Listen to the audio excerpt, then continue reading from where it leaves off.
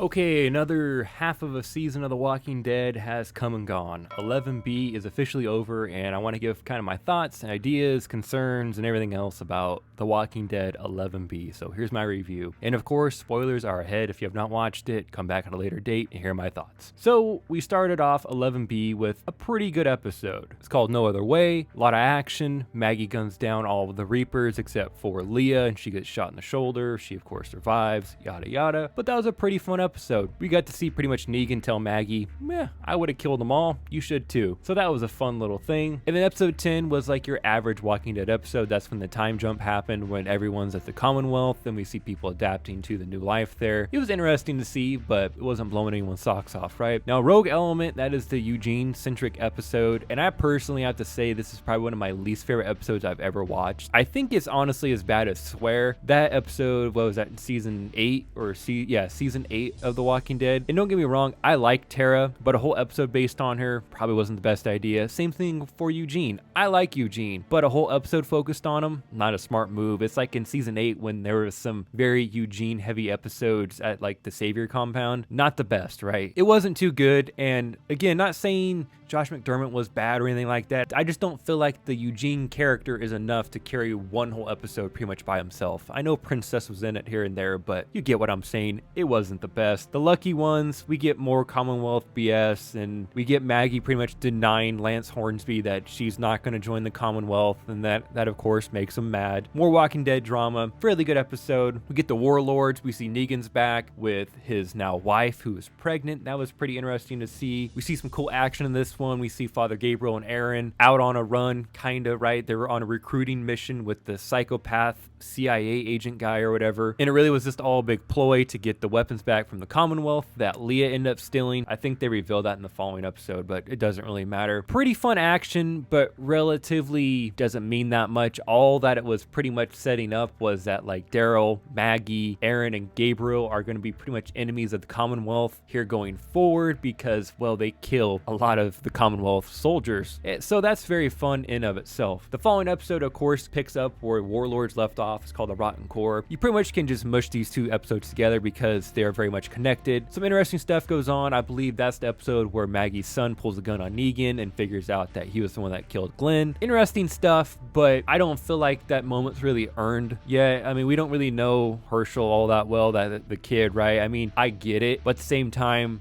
you know, it didn't really work for me. I didn't really care all that much. They've worked so hard making Negan a good guy or, you know, an anti-hero at worst, right? Over the last few seasons. It just doesn't feel like it needs to be a thing anymore. Like, him and Maggie can have a conflict, but beyond that, it just doesn't need to be a thing anymore. We've all just accepted Negan for what he is at this point, and it is what it is. We don't need any more little Herschel, you know, hating Negan conflict. Maybe if Herschel was a little bit older, it'd make it a little bit better, but as of right now, it just didn't work for me all that well. I kind of smoothed over it in kind of my little synopsis getting to this point. The Daryl and Rosita storyline for the Rotten Core I thought was fantastic. I thought it was awesome because it showed off how horrible Sebastian is. It really felt like The Walking Dead again. Like, that was old school Walking Dead, right? We have a mission against bad odds. It really felt gritty and gory all of a sudden again. Like, the Rotten Core felt like old Walking Dead. Like, that's an episode we would have saw in season 3 or something like that. Like, it was really good. I really enjoyed that episode, especially when Carol and Mercer showed up there. Man, that was great. I really did like that episode. That felt like The Walking Dead to me. That was good. That was really, really good. Again, I really just loved the goriness. It felt grounded. It felt like The Walking Dead again. It felt like what it's supposed to feel like. It felt right. And the other episodes get close to that, but that was like the closest I have felt to the old Walking Dead in a long time, and I really did enjoy the Rotten Core episode. And also at the end of that episode, you gotta love Mercer shooting his own men. Just bang, bang. That was awesome. I love that so much. It just showed who Mercer really is there, right? And you see him slowly start turning to our group. I love it. Best episode of 11B, if not all of 11 thus far. Trust was a fairly good episode. There was some more conflict between Maggie, Daryl, and Lance's people. We finally had our first F-bomb in Walking Dead history. coming out of Daryl's mouth. That was super fun to hear and see. Now, of course, there's some F-bombs and deleted scenes and extra special stuff you get on the Blu-rays, but this is the first normal F-bomb we've ever gotten in the show. And again, it's unfortunate we haven't gotten them throughout the whole series, but you know what? Getting down the end here, I'll take it. I'm glad we finally had our first F-bomb ever in The Walking Dead. And it was a fairly tense moment where it came. Like, I liked it enough. Definitely think all of the soldiers for the Commonwealth could have just killed all of them in that instance. But hey, you know what? I have suspended enough disbelief at this point for The Walking Dead. What's a little bit more, right? And finally, we get to the 11B finale, Acts of God, and it was a fairly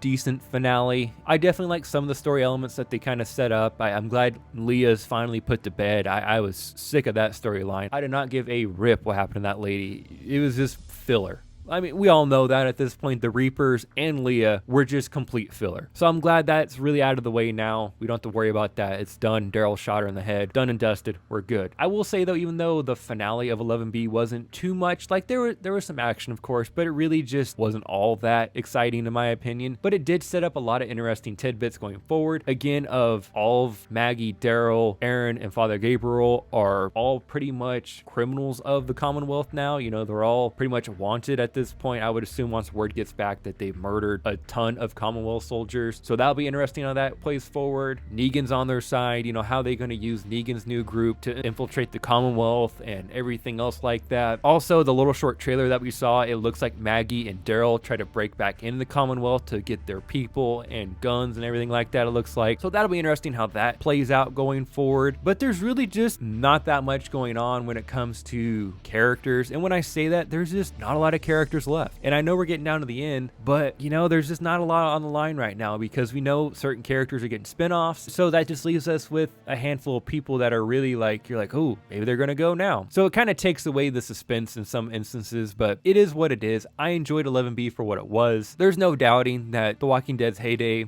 has long passed, and I think everyone knows that, and that's why I'm actually glad the show's ending. Believe me, I am one of the biggest Walking Dead fans you're ever gonna find, but I'm glad that it's getting an ending, and hopefully it's a good ending, because I've been on a streak for years now where all my favorite shows have had just some real bad endings. Looking at you, Supernatural. So I'm really hoping The Walking Dead at least ends it where it respects the story and the characters, and we can at least end the main show and be like, you know what, it's good enough, I'm happy with it. And I know they have to leave some threads for the spin-offs and the Rick spin-offs and stuff like that, and I'm cool with that. I just hope they're able to leave the show in a good place and it feels satisfying enough. But we still have 8 more episodes to figure that out, so that'll be interesting to see down the stretch of kind of what happens. And throughout 11B too, there was more storylines going on other than your Daryl, your Maggie, Gabriel, and Aaron. Ezekiel had a surgery and things seem to be going real well for him. Carol is of course kind of scheming around and everything, doing her thing and making sure stuff goes her way and how she wants stuff to really go. So getting back to 11 as a whole, we have 8 more episodes, right? So I kind of want to give my predictions and thoughts here going forward, because I don't know yet if I'm gonna make a standalone predictions video for 11C. I probably will. Getting closer to The Walking Dead, I'll be excited and I'll probably make a video, but just in case I don't, I'm gonna give my thoughts here. So we have 8 more episodes left, and I would be willing to wager that probably 4 of them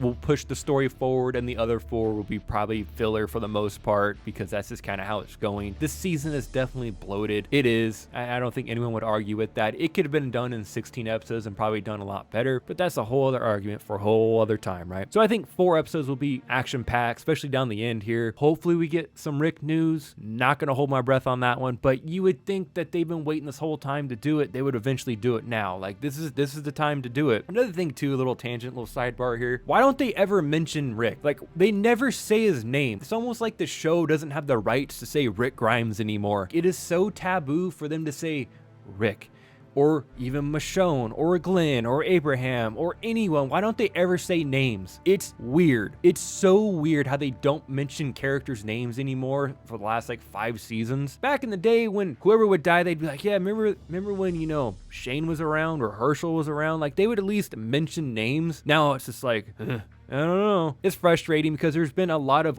organic instances that they could have brought up. Michonne, Rick, Glenn, whoever else, right? Like, it really could have worked well, especially when Pamela Milton showed up at Alexandria. That would have been a great time to mention Rick, right? They mentioned Deanna, and that's cool and all, and she was the leader, but you don't get there without Rick. That community doesn't survive without Rick. How do you not mention him? Or use the video that Deanna took of Rick when she was interviewing them. How does that not pop up where Pamela sees that and be like, oh, you know, that was your leader? You know, that's Rick Grimes? Something like that. That would have been awesome to see. What a cool callback, and it would have been organic. It wouldn't have felt pigeonholed or forced. They really dropped the ball on that type of stuff in the last few years, but I digress. So getting back to that, I really hope they tie up some loose ends that they can tie up, and then of course there's gonna be some threads left of the spin-off shows and hopefully Rick's movies and stuff like that will hopefully finally kind of get flushed out here at the end, because let's be honest, it's been this fall when 11C comes out, it'll be 4 years since Rick has left the show. It's time for some answers or clues or something, because I'm about done. And again, I'm a huge Walking Dead fan, but I'm getting a little fed up waiting, and I think a lot of people are too, so they better give us some type of payoff. I'm not one of those people that are expecting Andrew Lincoln to actually show up and be Rick Grimes in 11C in the finale or whatever. I am not expecting that at all. I think you are foolish to expect that. I just don't think it's going to happen. I'm of course hoping it does, but I have a hard time believing that it's going to happen. There's no way it's going to. I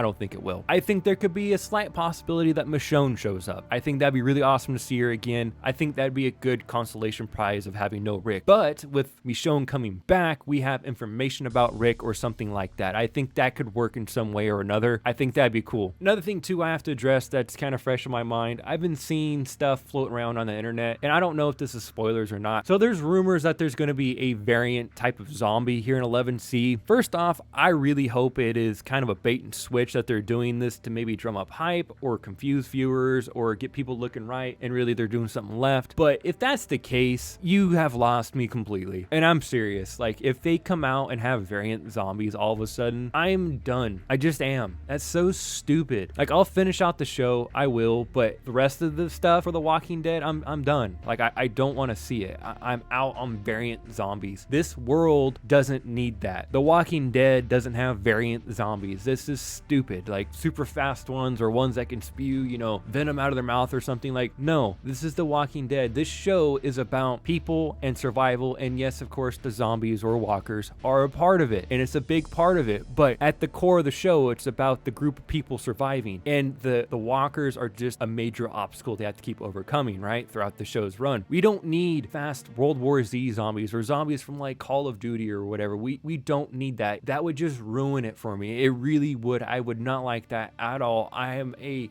huge proponent for keeping it the way it is. I do not like fast zombies at all. I really don't. It's not my thing. I'm sure people out there will feel differently, but that's a big negative. I hope it's not true at all, because that will just really ruin a lot of stuff for me if that is the case. So I'm really hoping that it's fake, but we'll just have to wait and see. And before anyone brings up season 1, I know there's different zombies in season 1, okay? You have to look at it as like contextually outside the show. It was just Frank Darabont and whoever else ran the show. They were going for something different, right? That's kind of what they want to do with the show. But ever since season 1 ended, walkers have been the same from season 2 onward. I know they've decayed more and everything like that within the show, but the walkers don't pick up stuff, they don't climb things, generally a lot dumber, barely crawl around, they're not smart enough to like crawl under the tank like when they were chasing Rick. I get it, season 1's its own thing and I appreciate it for what it was, but season 2 through 11B has not had any type of weird zombies. They better not put it in the very last 11C. That would really frustrate me, and I feel like a lot of people probably would be in my camp, but we'll see. And if they were to do it, I hope they do it subtly. It's not just like all of a sudden there's this giant boss zombie like in Left 4 Dead or something. That would be stupid. If it's something along the lines of like a season 1 walker where you have the little girl picking up the bunny, or the one using a rock, few are able to climb a fence or even crawl underneath the tank like more actively than say there's some that are just like crawling around, right? I guess you can tastefully do it, but again, I'm still a proponent of not doing it. But if it was something along those lines of what we saw in season 1, I guess I wouldn't hate it as much, but it'd still be a pretty big turnoff. And also with that said, just came in my head.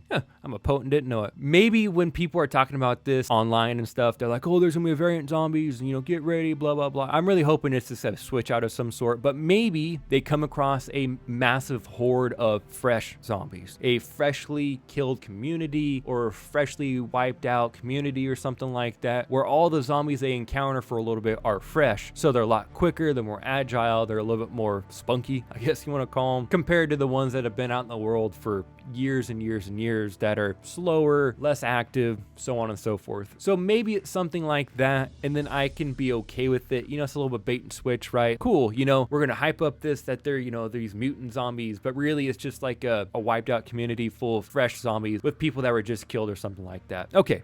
Moving on. So going down the stretch here in 11C, I'll give my quick death predictions right here and right now. We'll see if I'm right. I'll probably revamp it if I do a video on 11C. So I think Lance will die. I think he'll be someone that goes out. I think Father Gabriel or Aaron will die, but not both of them. I don't know who's going to go at the moment. A lot of people are saying Rosita. Sure, she could go. Who knows at this point? But then everyone else is pretty much safe. Ezekiel, I guess, but I don't think he would have had all of the medical stuff happen to him and then all of a sudden just end up killing him. I don't think they're going to do that. Feel kind of dumb then. Like, what was the point, right? I think Princess is fine. I think Mercer's fine. Maggie and Negan are, of course, fine. Daryl and Carol, I would assume, are going to make it out. They're going to be fine. So pretty much there's only going to be a few people that I think get kind of the short end of the stick here. And I'm sure there'll be some lesser characters that maybe we just kind of see in the background that kind of get the short end of the stick. Like maybe was it Diana from the Hilltop and or Kingdom? Maybe she gets at the end here. Hope not. I like her as a character. You know, she's a good DC character, right? Somewhere in there. But I'm just hoping that they end the show respectfully and it pays homage to all the other seasons and it just respects the audience. That's all I'm asking, right? I'm not expecting Rick Grimes shows up with, you know, the CRM and fights the Commonwealth, and all of a sudden, you know, it's the Avengers pretty much shows up. Here comes Thor and Rick Grimes, you know, something like that. I'm not expecting that. I'm hoping we get a little bit of knowledge where Rick is or some rumors where he's at. Hoping Michonne shows up in some capacity. That'd be pretty cool. And it'll be interesting to see where some of the characters end up if they don't die. I think Negan will be real interesting to see where he ends up at the end of this show, because he is definitely in uncharted waters compared to the comic book right now. So we'll see where his character goes from here. Obviously, I know he's got the spin-off, but how he gets to that point, right? Also, with that said, I definitely see his new wife and unborn child biting the bullet here in 11C. It just feels too fitting. I don't want it to happen, but it's The Walking Dead and I feel like it will. But regardless, that is kind of my quick thoughts on 11C and kind of my thoughts on 11B. 11B was fine enough. It bordered into really good territory and it bordered into really bad territory, and it settles somewhere kind of in the middle of it's just fine. It's good enough. Again, I feel like the whole season's a bit bloated. We didn't need the Reaper storyline. That was pretty much worthless, and it could have been a little bit quicker and a little bit snappier to get to the end of the show. But regardless, we have another fall of The Walking Dead, and it's the final one, and I guess we gotta just enjoy it for what it is. That's what I'm gonna do, and hopefully we get some questions answered near the end here with Rick and Michonne and everything else. And I think that's gonna wrap up the video here. So let me know your thoughts on The Walking Dead 11B, and if you're feeling super chatty, let me know your thoughts on 11C. Do you want to see a Walker variant or some type of fast zombies or anything like that? Let me know down in the comments, because I'm genuinely curious to see if people want to see variant zombies, because I definitely don't. You already heard my rant. But with that said, leave that comment down below, and while you're down there, if you can like the video and subscribe to the channel, that'd be greatly appreciated. Until next time, guys, everyone have a great day. Thanks for watching. See you in the next one.